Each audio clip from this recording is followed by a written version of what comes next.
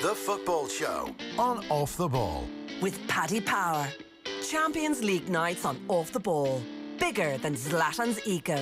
Gamble responsibly. Gamblingcare.ie. I'm prepared to do anything I can to play for my country again. Do it then. What about your start to the game? It wasn't bad, was it? Why should an honest answer be a mistake? How can a modern day manager not have a mobile phone? Why should he? Okay, so later on, Harry Arder's going to join us, give us the lowdown on working under Eddie Howe. Seems Eddie's about to be named Celtic manager next 48 hours. In the meantime, Dan McDonnell of the Irish Independent is with us. How you, Dan? Hi, Joe. How are things? So this time last week, I'm sorry, just before I came on the football show, Waterford got rid of their manager, and this week they've hired one around 10 minutes before the show. So I apologise if I haven't been watching Chelsea Arsenal, but they've announced Mark Birch as their new manager around 15 minutes ago. So sorry about that. That's fine. That's fine. I just want to get it in there, just like if I seem a bit frazzled and distracted in the early minutes, it's just the joys of breaking news at the late minute in the day. But anyway, I know all about it. Will Waterford fans be happy with this appointment? They'll be, as ever, they'll be slightly perplexed by it. Like, it's a completely left field appointment. I actually listened to a podcast with Mark Bircham, funnily enough, last week. There's this podcast called Under the Cosh. It's basically a UK podcast with these ex-lower league footballers, John Parkin and Chris Brown, interviewing teammates, or not teammates, just interviewing guys generally from the lower leagues, from their era of football. And I have to say, during like lockdown and stuff, it's been very entertaining. And just by coincidence, Mark Bircham was on it last week. I don't know if people might remember him. He was the player who played for QPR, who used to have this mohawk for a couple of years. He had this sort of mad haircut. So definitely people listening to this who followed the championship will know exactly who I'm talking about. But he's 42-year-old now, hasn't managed at senior level before, similar to Kevin Sheedy, but he has been assistant manager. Bit of a legend at QPR. Actually spoke in that podcast and starting his career under Mick McCarthy at Millwall in the 90s as a trainee, and that's a very entertaining story. So he is very much of the English football scene, and I suppose Lee Power, the Waterford owner, has appointed people from that network, John Sheridan and Sheedy and Mike Newell and that type of appointment. And I suppose it's another one of those, but bit of head scratching for people, but a colourful character. Definitely, he'll be an entertaining interview, that's for sure. Okay. Never dull. So last night the inevitable happened. Manchester City crowned Premier League champions. Leicester beat Manchester United at Old Trafford. United again in action, of course, tomorrow against Liverpool. Jurgen Klopp said he didn't really blame Ole Gunnar Solskjaer. He would have done pretty much the same thing. It's those pesky TV people, so he's sticking to his theme.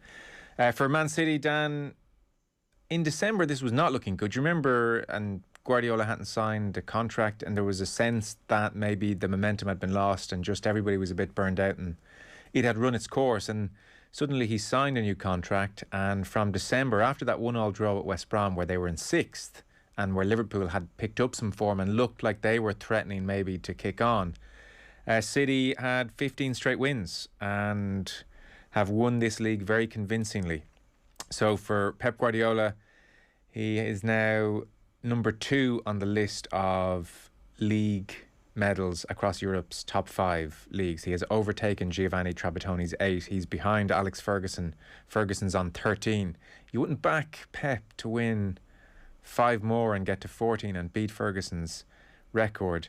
As for the Man City project, this moves them level with Aston Villa in terms of the most successful teams in English football when it comes to league wins. Their 7th title.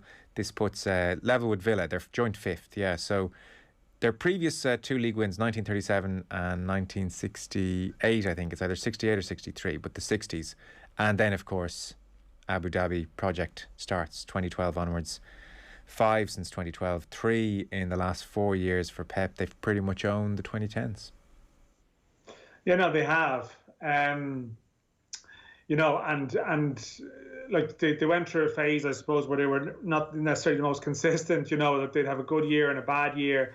And I suppose, listen, in a sense, I mean, last year was a bad year for them, and they've responded to it. But I mean, yeah, it is certainly, you kind of wonder, how many league wins do you need for it to become your era? Like in the sense that I think I suppose we will look back in the 2010s as their time, I guess. I don't know. Like, I mean, there's obviously been, Chelsea winning the Champions League and other stories across it. But, like, have they owned it in the same way that, say, Liverpool of the 80s and Manchester United of, I suppose, the 90s? I guess so. I mean, I guess it's just because sometimes their bad years were very bad by their standards, that it wasn't like a sustained dominance. It was more... they've had so many different managers. Until obviously Pep has come along, but with Mancini and Pellegrini, that it was a different type, maybe a very modern type of dominant era. Whereas I think of previous ones, it's like Fergie and an overarching figure. Yeah. Where it's more actually just their stunning wealth. Listen, that's what's brought them there. So it's no surprise that trophies follow with it. But maybe actually now, like, if they can add the Champions League to it, it becomes a bit more of a definitive moment. I mean, this one, like, listen, the Aguero moment will always be theirs. Like, that is one of the most famous moments of recent memories. This season, it feels, hasn't had that type of moment at all. I mean, it'll be remembered as a season because it was an entire season behind closed doors ultimately, and it sort of feels like it's gone on forever. You're going back to December there when we were talking about them. People were talking about them being a busted flush, and yet there was a lot of praise around that time, even for their conditioning and how they'd managed it to peak when other clubs were struggling. But I mean, listen, that comes back to squad depth as well too. There's not much romance about it. I mean, money is always important in football, of course, but it's particularly prevalent now at the moment. And with this project, from Sheikh Mansour's perspective, there is a degree of sports washing here. There was no doubt. This feeds into Abu Dhabi's business interests, their portfolio and growing empire, all part of this. And I'm sure as well, if you're that rich, it's fun to have a plaything. And owning a football club is a lot of fun. What you would say is that it has the project, and again, it's deliberately an unromantic word for it all, they have carried it out with a real degree of clarity. I think as these things go, it can get very muddled when there's so much money and so many voices, but really they identified pretty early on that Pep Guardiola is the best manager in the world. So let's get him. Let's build an infrastructure to facilitate his arrival. Money alone's not going to impress Pep. We don't have much tradition here, so we need to be very smart about how we do this. And they got Tiki Begiristain, football director from Barcelona in 2012, I think. Ferran Soriano, I don't know how close he was to Pep, but certainly he was at Barcelona as well when Pep was managing the B team. He came in as CEO. And everything was just built there waiting for his arrival. Manuel Pellegrini was, it was an open secret. He was just keeping the seat warm, and it was, could they get Pep over? And the other thing they did was they gave him the power. Like, that's what was quite impressive as well, in that they identified him as their man and they gave him the power. Like, Joe Hart bombed out effectively before Pep even arrived on Pep's instruction. This guy's just not good enough. And, like, not for a moment did any executive say, well, Pep, he's kind of been really good here and he's pretty popular, maybe give him a few months, not a bad shot stopper. It was Pep says it, Pep gets his way, he's gone, Begiristain has his back, Pep's our man. And what a message, what a way to kick off your tenure. I am so, by a distance, more powerful than the dressing room. Best of luck, everybody. Every player in the dressing room suddenly knew they lived and died by Pep's approval. And John Giles, it can seem old-fashioned at times when he might talk about how the manager has to be all-powerful if you want to run a club really well. But there is such a kernel of truth in that. And Giles understands dressing room culture and how it works at a base level. And Pep has that. Pep has that power. So in that sense, while there is nothing lovable about the Sheikh Mansour project, there has been a sort of clarity about the way they've gone about their business, which is pretty impressive, I think. Oh, listen, I mean, they've used their money, I guess, in recent times reasonably well. I mean, like every team that's won the league, you can point to. Listen, everyone's a genius when you win. Your transfer policy is brilliant when you win. And they can sign Nathan Aki for 40 million and basically not play him. Yeah, so Ruben Diaz is a the money's triumph. endless. But there is no romance. But listen, I didn't find much romance in a lot of the recent title wins. Myself, but there is no romance at the end of the moment. No, it's true. But where actually, you know what? The most romantic thing about the City story is probably Foden.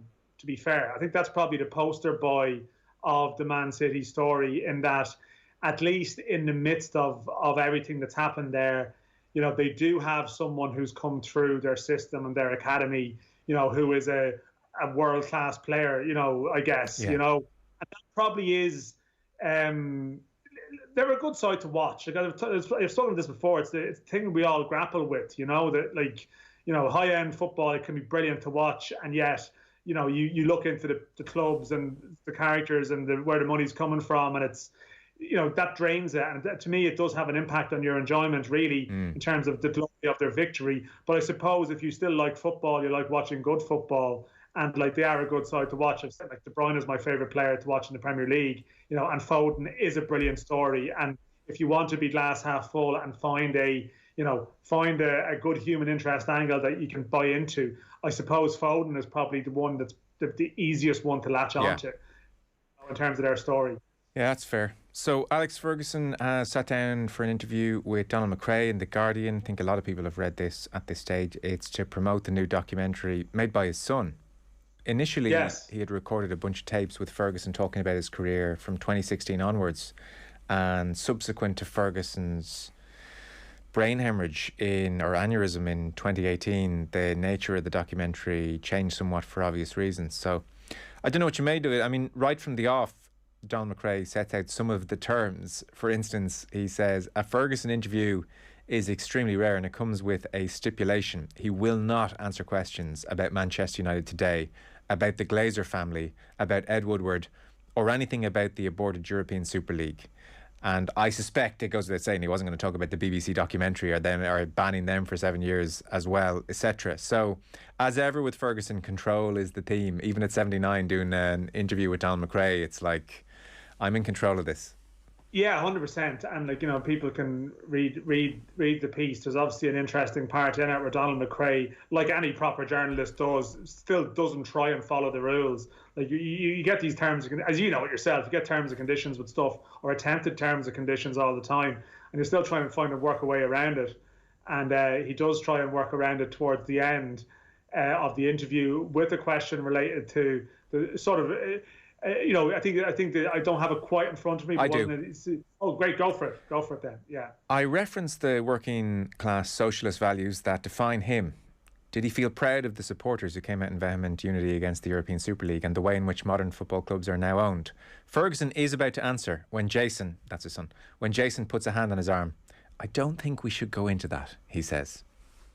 Well, that's it's funny, like, because obviously there's a sense in the interview that you see more vulnerability in Ferguson, because clearly he talks about look, he's been through a sort of a very harrowing dice with death, and he speaks about how he had to learn to do things again. He was worried about losing his memory, and actually you get the sense from that little anecdote, and it's well written by Donald McRae, that it is the son who's almost more protective. Now obviously he's probably protective from I would assume a business point of view as well too. Like, the son's involved with the documentary, and they probably don't want their documentary, to be overshadowed by Ferguson's take on this. Yeah. Because that obviously Ferguson comments on that in any way, it becomes a story. I mean, some would say there's no such thing as bad publicity, in terms of pushing it, but I think it's obviously more calculated. Well, unless he's conscious that Ferguson is still on the payroll at Old Trafford, let's not say anything here. And he can't really win, what is some of his back catalogue of comments about the Glazers, really? What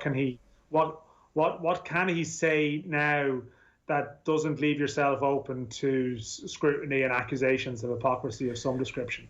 Yeah. Well, it did get me thinking, the interview. Pete, do we have the clip?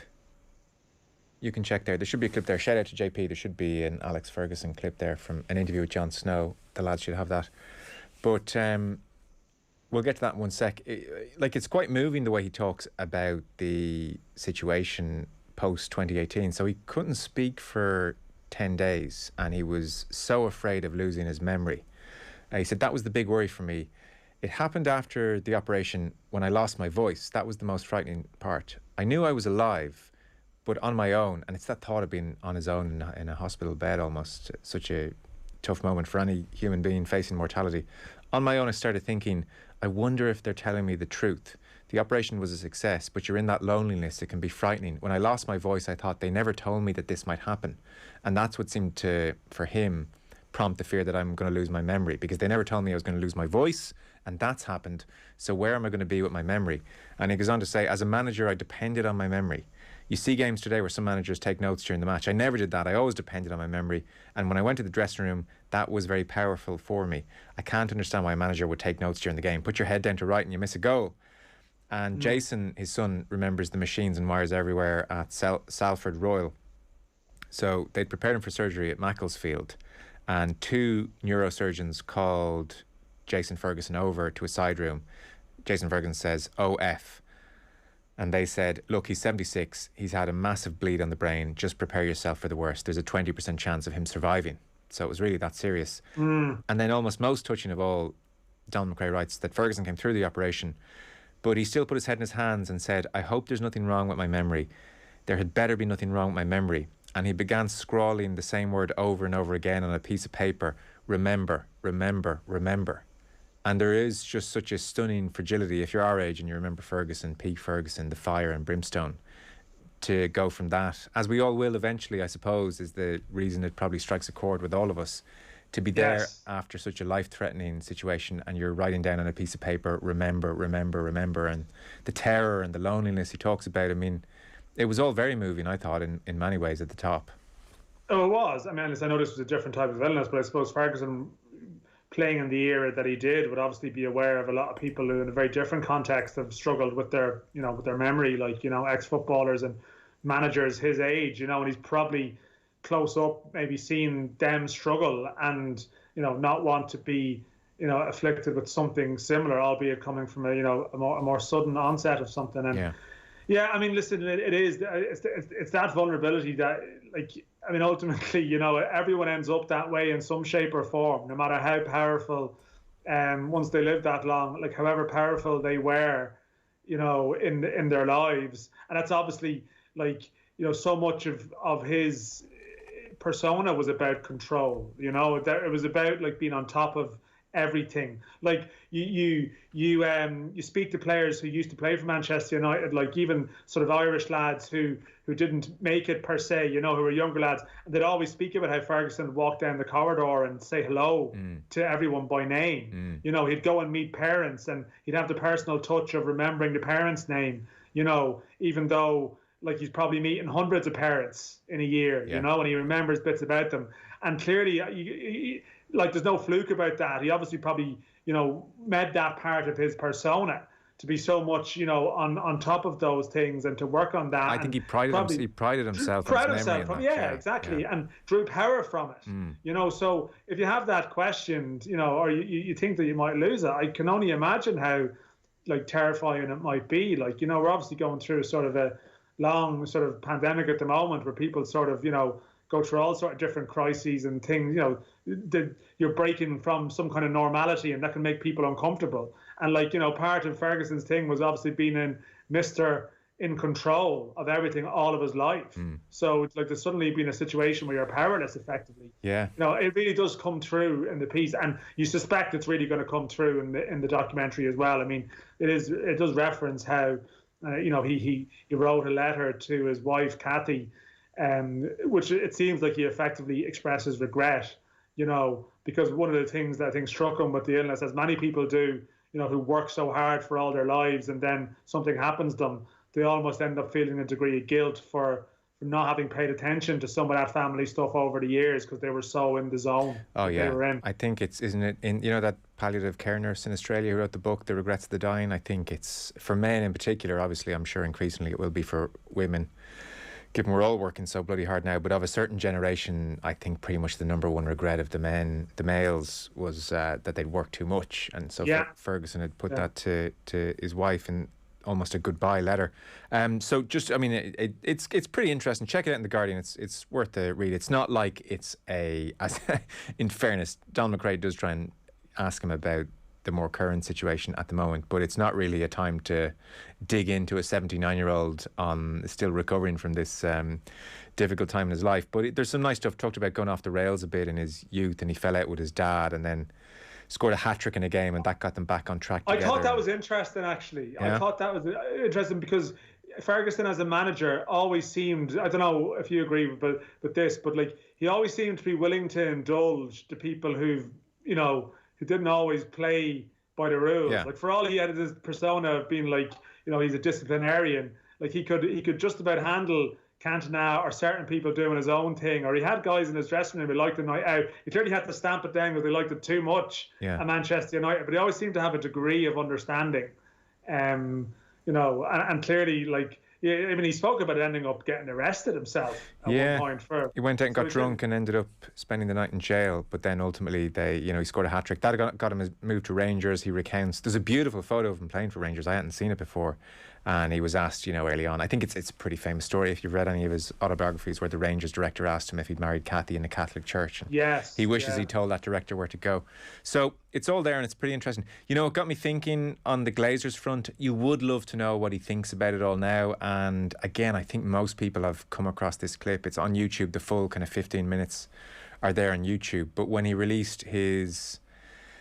certainly his second book. I've lost track of his books at this stage, but one of his books, Jon Snow of Channel 4 interviewed him. I think this is about 2013 territory, so he's pretty much done at United at this stage, I think, or it's in his last season, but probably done. I'm working off memory there, but it just got me thinking, this interview, of what he would say about the Glazers now, because what we have here with Jon Snow on Channel 4 in about 2013 is kind of the only time I remember Ferguson being put to the pin of his collar when it came to the Glazers, and really been put on record when it came to the Glazers. Jon Snow, brilliant journalist, wasn't afraid to give Ferguson a hard time. So have a quick listen. But they're supportive. That's the important thing. I think that you always appreciate people who support you, and they've been very good. And they're very, everything they've asked for, they've delivered. So what can you do? I think it's the right thing to do.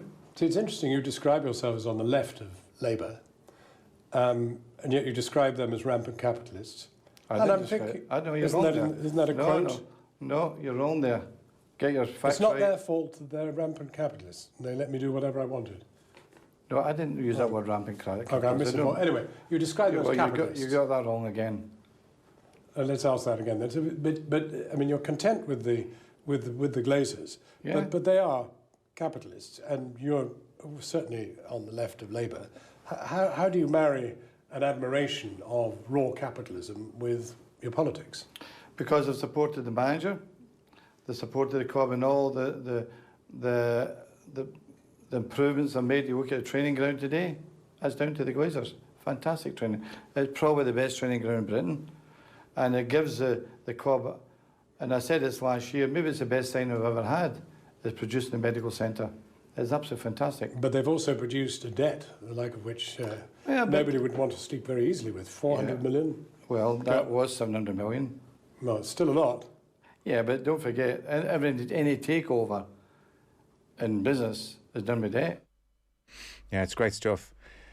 I mean, he does have a point. The latter point he makes, that any big takeover in business is often done by debt. I mean, it's true, and there is a degree of football here meeting cold, ruthless, big boy business, and it's uncomfortable. But I guess Jon Snow's point is on the money when he says, well, how does it square up with your left of Labour politics? That's a different conversation. No, and listen, I think like where Ferguson's met a rod for his back there was like by speaking about his politics previously, and being so open about it and stuff. But like, I mean, as I said previously, like, the top end of the Premier League now is no place for an avowed socialist to like, no. The Trotskyites are dying out, Dan. Like, I mean, you can be one, but like then you can't work there, for allegations of sort of some kind of hypocrisy. And that's the thing, like, you'll have, like, as I said, some very impressive people. Like I'm a big fan. Like I love listening to Klopp and stuff. Very impressive people, but obviously, the entities they can work for, like Pep.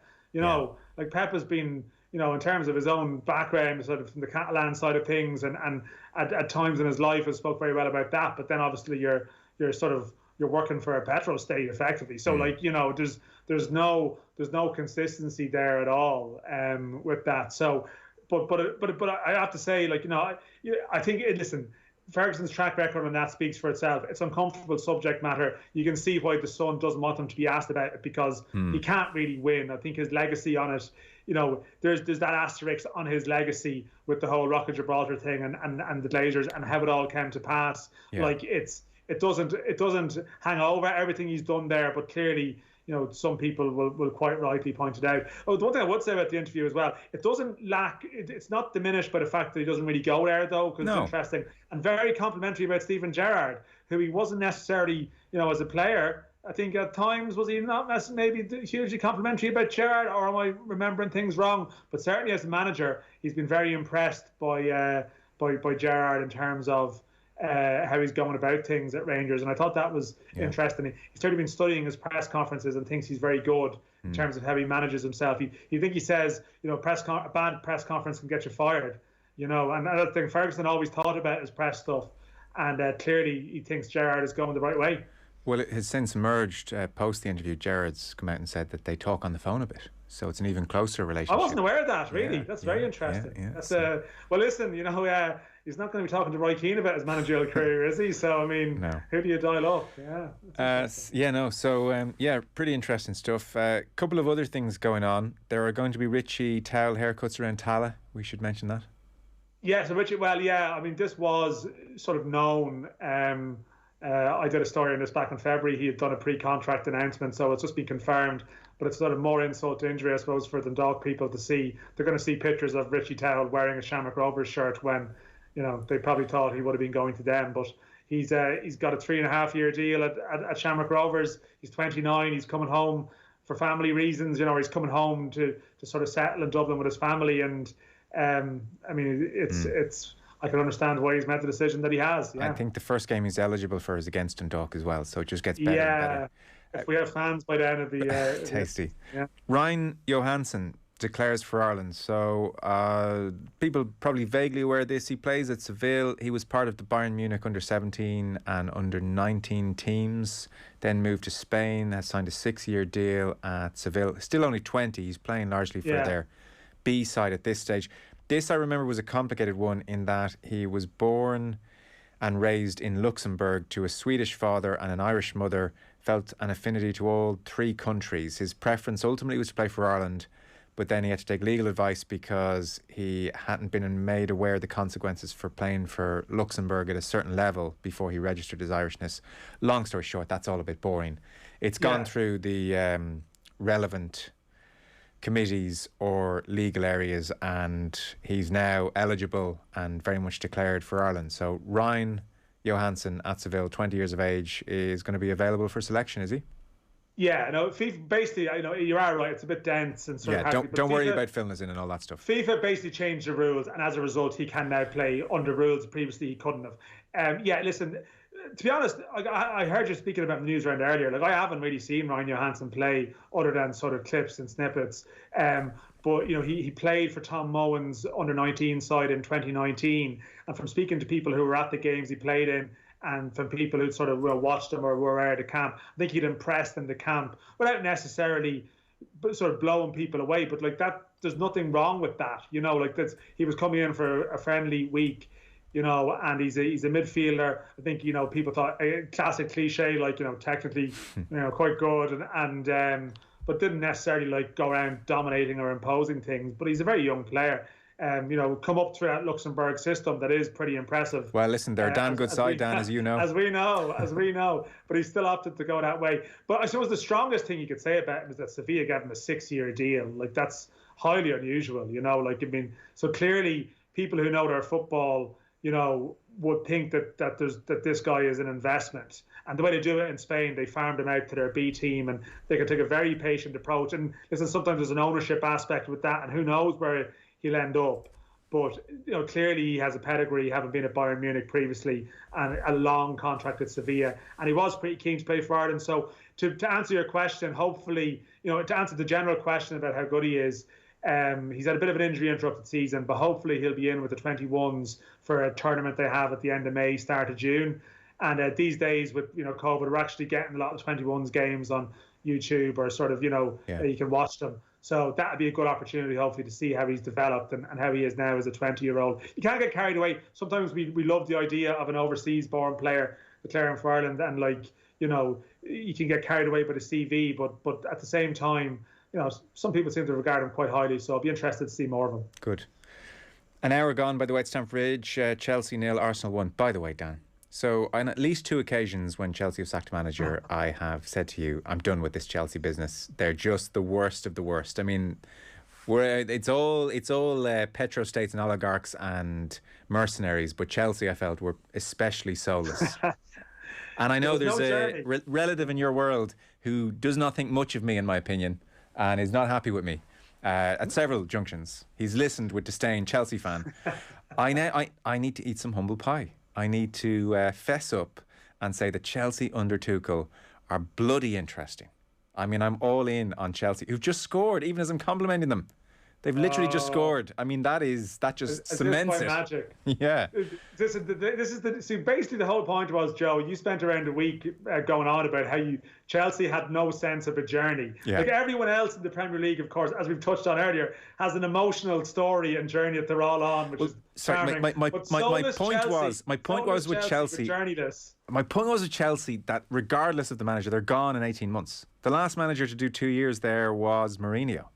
So I distinctly remember saying to you, fired Lampard. There was something about where Lampard could take them that was kind of interesting, and the kids, and I was into it. And then they got rid of him, and I just thought, no, I just another bilingual European coming in, Thomas Tuchel, grand. I'm just not interested. And Dan, I'm bloody interested. Why is it? Why it's because he's just doing such a good job, and he's so impressive, I think, isn't it? Yeah, he's he has taken them on. That goal has been disallowed, by the way, for offside. Okay. So the journey's bump in the road. Yeah. But like I think it's just that, like I think actually the interesting part of the story is that it was probably a lot of the noise around Lampard going and how the English football aspects of the English football establishment were thinking, who is this guy? You know, you're in the Premier League now, Thomas. You know, you're not in whatever previous league you've been in, which actually is a high-end league. And that he's basically proven in a short space of time. Well, no, actually, if you put a really good, experienced manager with this group of players, you can make something happen. And I think that's actually why the story, people are probably enjoying it more than your typical Chelsea story. It's definitely part of it. I mean, the point was that close relative did text me last week and say, you know, you can tell Joe where to shove his journey now, words to that effect. So clearly, like your words went on the sort of the virtual dressing room wall. Oh, they did. I'll have to meet this man for a pint and apologise someday. And look, I wasn't I love Lampard English thing. I mean, I was interested in Lampard, and it wasn't that I think Tuchel wouldn't be good. It was more just yet another, you know, in the long line of Chelsea managers. But he is a cut above a lot of them, I have to say. So it is proven interesting to see where you can take them. You've got to think next season, the way they're going. So look, we'll take a break. Eddie Howe, it seems, is going to be named Celtic manager in the next 24, 48 hours, give or take. Very few players would know him better than Harry Arter. So we're going to talk to Harry next. Back in 1 sec. Football on Off the Ball. With Paddy Power. Everything would be better if Wes was back in the team. Gamble responsibly. Gamblingcare.ie. News Talk already gives you your daily fix of news and entertainment. But wouldn't you like a little bit more? News Talk Extra is everything you might have missed, plus expert tips, podcasts and competitions. All straight to your inbox. Subscribe now at newstalk.com/extra. I'm the Thompsons' telly. Before their daughter was born, we did movie marathons and series sprints like every weekend. Now they spend more time watching her than me. They see cuteness, I see tantrums. This morning, while I played her cartoons, she threw a rattle at me. Like totally unprovoked. Mr. Thompson called FBD's insurance team. They'll get a clear picture of what went down, then cover damage to me, his TV. After all, support is what FBD do. Entertainment equipment covered up to €2,000 under standard owner-occupied home policy. No claims bonus will be affected by claim. Policy T's and C's apply. Underwritten by FBD Insurance plc. FBD Insurance Group Limited, trading as FBD Insurance, is regulated by the Central Bank of Ireland. Save on your payments processing costs with Elevon. With free monthly card terminal rental and your funds in your account next day. Take payments securely and safely with Elevon. Find out more at elevon.ie. T&Cs apply. Elevon Financial Services, trading as Elevon Merchant Services, is regulated by the Central Bank of Ireland.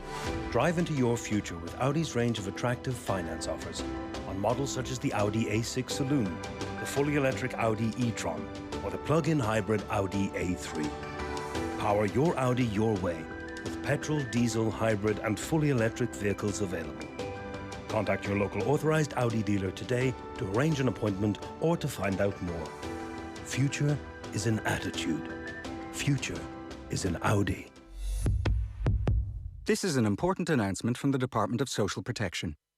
If you have been in receipt of the COVID-19 pandemic unemployment payment and are now returning to work, this message is for you. You must ensure that you stop your payment on your first day back at work. The simplest way to do this is online at www.mywelfare.ie. For more information, visit gov.ie/DSP COVID-19 or call the Income Support Helpline on 1890 800 024. Brought to you by the Government of Ireland. We look forward to welcoming you to our Plaza motorway service stations. Quality food and forecourts with Supermax, Papa John's, Super Subs, Bewley's Barista, Max Place Deli and Spar. Come for the fuel, stay for the food. The Plaza Group, the perfect pit stop on your journey. Now open at the Portlaoise Plaza. Summer of savings at Curry's PC World. Bring the sporting atmosphere home with our unmissable deals on large screen 4K TVs. Work, study or gaming, we've got the laptop to suit you and your budget. And upgrade your kitchen with big brand washing machines including Samsung, Bosch and LG. Get in store or online at currys.ie. Football on Off the Ball. With Paddy Power. Champions League nights on Off the Ball. Bigger than Zlatan's Eco. Gamble responsibly. Gamblingcare.ie. Now you're welcome back. So still Chelsea 0, Arsenal 1, 67 minutes on the clock. Just before we speak to Harry Arter, Dan, the Richard Keogh story is worth us touching on, I think. So Keogh has secured a payout of about €2.6 million from Derby County after winning his long-running compensation claim against them. Effectively, they have paid up his contract. Just to jog people's memories, because I remember the time thinking this was shoddy behaviour on the part of Derby, and rereading the details have not forced a rethink on my part, I would have to say. Car crash, this was after a day of team bonding. I mean, why they didn't all have buses and taxis and everything, I'm not sure, but Tom Lawrence was over the drink drive limit, so was Mason Bennett. They both drove off. Bennett stopped his car at a give-way line. Lawrence went into the back of him before careering into a lamppost, and they both fled the scene, leaving an unconscious Richard Keogh in the back seat. So Lawrence and Bennett admitted drink driving and failing to stop when they appeared before Derby Magistrates Court and avoided jail sentences. Fair enough, and 180 hours unpaid community service and banned from driving for 2 years. Despite their criminal convictions, Derby chose not to sack them, although they did fine them. Both were unhurt in the incident. Richard Keogh, as we know, was not so lucky, out of action for 12 months. So Derby turned around to him and say, yeah, you can stay and see out your contract, but you're going to have to accept a massive pay cut to do so. Now, naturally, Richard Keogh turned around and said, well, I don't agree. I'm absolutely not accepting a pay cut here. And Derby dismissed him. They sacked him on the spot with immediate effect after playing for Derby at that stage for 7 and a bit seasons, 300 plus championship matches. And the disciplinary panel here that this went to said that, you know, absolutely Keogh had not brought the club into disrepute. All of the things they had claimed he had done, you know, gross misconduct, they're absolutely not the case. He was in the back of a car. So they've had to pay up. And, you know, you reread it again, like there was a real sense of if Keogh happened to be a 22-year-old, I would suspect Derby might disagree, but they might have stuck by him a bit more. Yeah, and listen, I mean, I wouldn't be defending really Derby on any aspect of this other than, to be fair, just because you specifically said it, like the club did lay on taxis for the players, but they turned them down and said they were staying on. And I think, like, to be fair, you know, Richard Keogh was wronged in this case, but I, at the same time, still exercised very poor judgment. Sure. You know, like he was sort of a senior player, and anyone listening to this who's been affected by any sort of, you know, the consequences of drink driving, like, you know, there was no real on the night, like everyone behaved deplorably, but like what the issue was, and I think you're right in what you say, in that Derby quite cynically, like they had younger players who would rightly or wrongly would be considered assets, you know, who were at the wheel. Richard Keogh doesn't drive, you know, and he was left. I mean, I don't know, like he was left in a situation where, I mean, what if he was seriously injured? You know, like, I mean, there's a lot of, you know, and he became the fall guy for it. Yes, he was a senior player, and yes, maybe, you know, he should have been telling people to go home. But you run through the details of the case, as you say, And as you lay it out there, you know, it was a sort of a cynical act from Derby, and it's no surprise really that this case has ended up the way. And I mean, like he did suffer for it. I mean, it did end his Irish career effectively, that episode. And you know, there's obviously, you know, he has got back to the championship, in fairness to him, you know, like, so there is something in that. But Derby, it did appear, and certainly it was the opinion that was reached by the people who reached a settlement, that they didn't handle it in the proper manner. And there was a sort of an opportunistic sense to how they were approaching this episode, which I think left a sour taste with a lot of people. I think if they'd thrown the book at Bennett and Lawrence, and they'd just taken a completely zero tolerance approach to this whole episode and said this night was out of order and everyone almost got the equal punishment, well then you listen, they probably still would have lost an employment case, but I think people would have maybe sympathised with their stance more and said, well, they're taking a strong stance on this. But it was very much like Keogh was Keogh was the fall guy because he was the old guy who was on a good contract. And I think, you know, what's happened is probably, you know, Derby, I would say probably got what they deserved to some degree, or certainly that's what the rule of law has decided.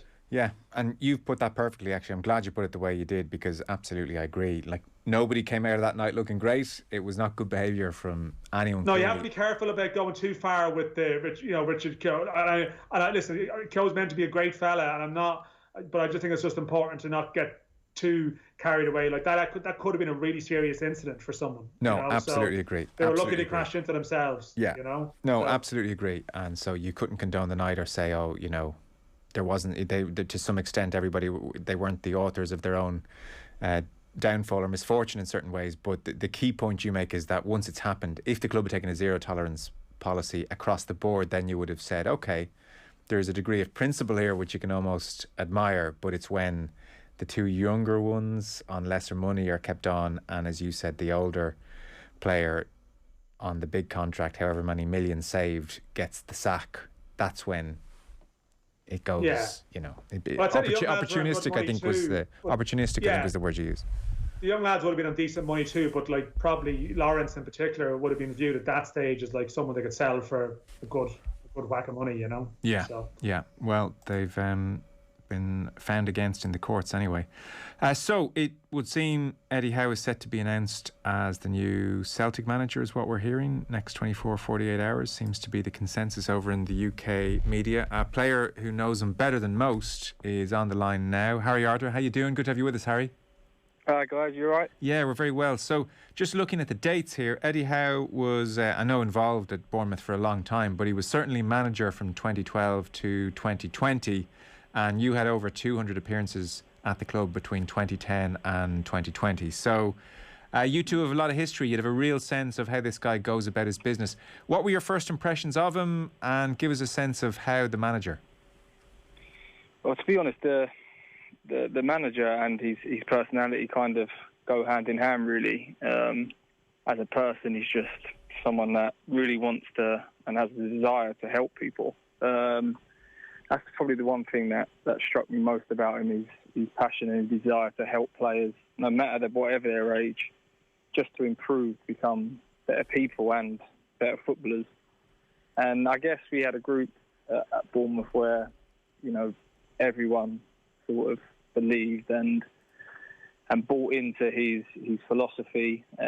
This is from the football side. And for me, probably taking it for granted when I was there, because from the age of 20 to whatever age before I started working with different managers, you know, his passion and his identity definitely suited me more than I'd ever imagined. And he was a very young manager as well. Did you see a change in him as the years progressed? Well, but not really, no. So I signed there. I met him when the club had just been promoted from League Two, so it probably would have been probably 10 years ago now. And it was funny because I almost felt like it was in an interview when I sat down with him. It was asking me about my personal life, what I want to achieve from the game. And my sort of ambitions and my dreams, I guess, were to get into the Premier League.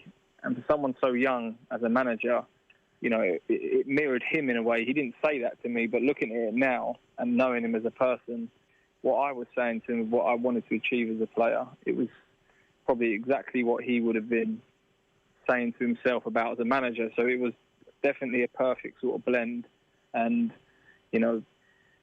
for both of us to achieve that at Bournemouth was an incredible journey. And he hadn't changed. And, I speak to him here and there, and he seems exactly the same. I know he's been waiting for a project that he really believes in before he wanted to go back. He's not the sort of personality that would do something half-heartedly. So, if he is to Celtic, which, you guys said, and it looks like it is, they've got a hell of a manager in their hands.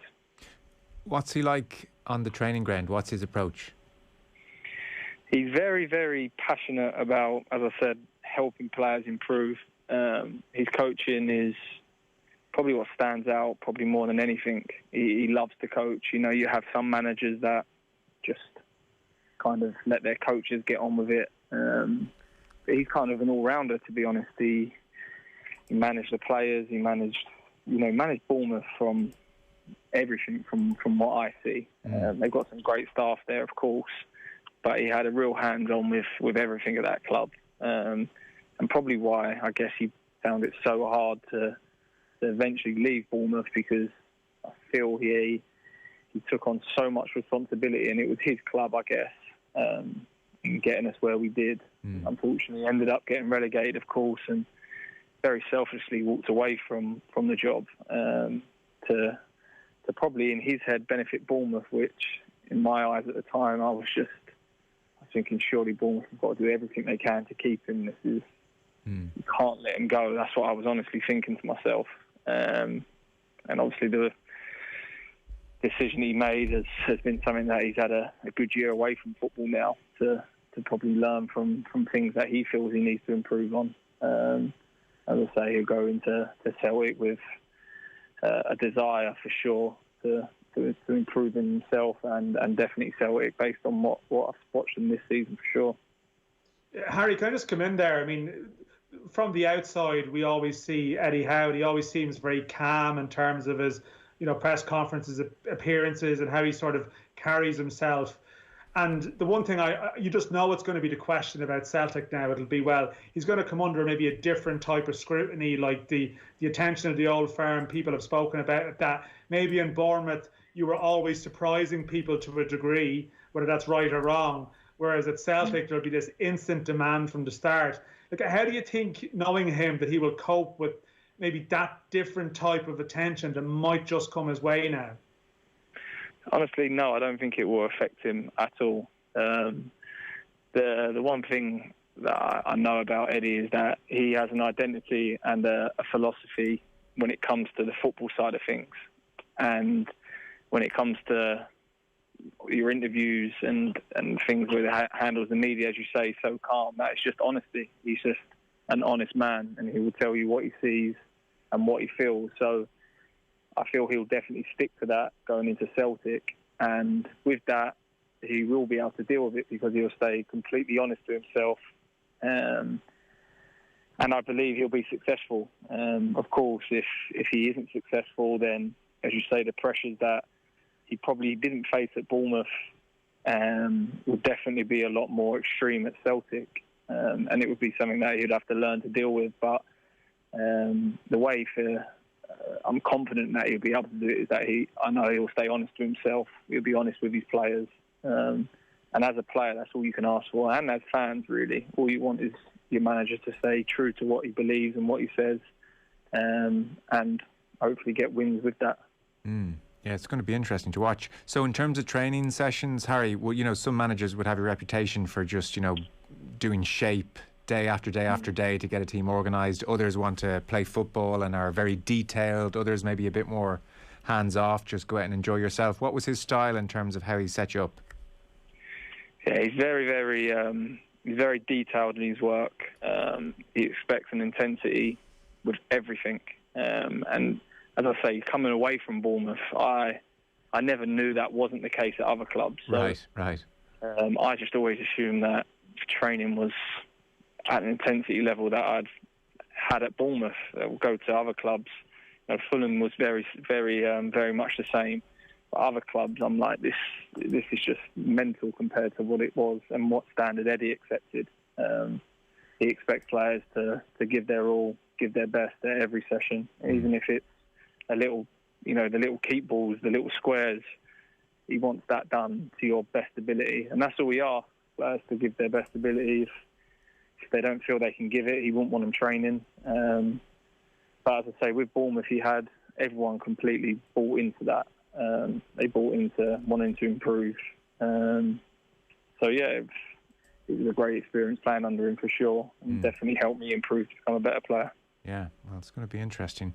There's a nice little Irish contingent at Nottingham Forest between Chris Hughton and Stephen Reid, and Andy Reid I know is working with the underage setup there. So how are things going for you? How's the season going? Difficult. No other word really other than difficult. A lot of stuff that it's hard for me to kind of understand and really work out what's gone wrong. Of course, the change of manager for me hasn't worked out. You see players move to clubs, or a manager sign a particular player, and then a new manager comes in, and that player just isn't for them. And unfortunately for me, that's been the case here at Nottingham Forest. So very frustrating and very, very disappointing. But yeah, it's just learn that's how football can go sometimes. I see your last game was the FA Cup in January, so you're kicking your heels, I guess. That's the frustration. Yeah, just not really understanding the situation completely. It's almost a tad confusing from a player perspective wise. I'm looking at it, we didn't really particularly have the best of seasons as a team, and you're kind of just wondering why, just give me a chance sort of thing. But for me, that didn't really happen. The game that I did start under Chris, I was playing as a second striker, as a number 10. Almost, that's not my position. So it was totally frustrating. I think that's the best word for it. And it's one of those, as a player, you don't want to. Chris hasn't spoke about me publicly in a negative way, and I wouldn't want to speak about Chris personally or my situation personally in a negative way. No, I understand. Well, listen, understood. Let's catch up over the summer. Maybe there might be a move in the cards, or maybe a turnaround in the fortunes, and we'll chat it maybe in a couple of weeks' time. But Harry, thanks so much for joining us this evening. Cheers. No problem. Cheers, guys. Thanks. That's Harry Arter there on the line. Still Chelsea 0, Arsenal 1. Football on Off the Ball with Paddy Power. Fake crowd noise? The Emirates never sounded so good. Gamble responsibly. Gamblingcare.ie. Discover MacBook Air at Harvey Norman. Get the MacBook Air and AirPods Pro from as little as €59 per month with tech credit flexible payment options. MacBook Air is Apple's thinnest and lightest notebook, now transformed by the powerful Apple M1 chip. Spread the cost over 12, 24 or 36 months. See harveynorman.ie/Apple for our full range of Apple products. Harvey Norman, your technology specialists. Go! Standard fees, T's and C's apply, subject to assessment. Finance provided by Flexify Europe Limited. For full T's and C's, visit harveynorman.ie/tech credit. CJ's TV was stubborn.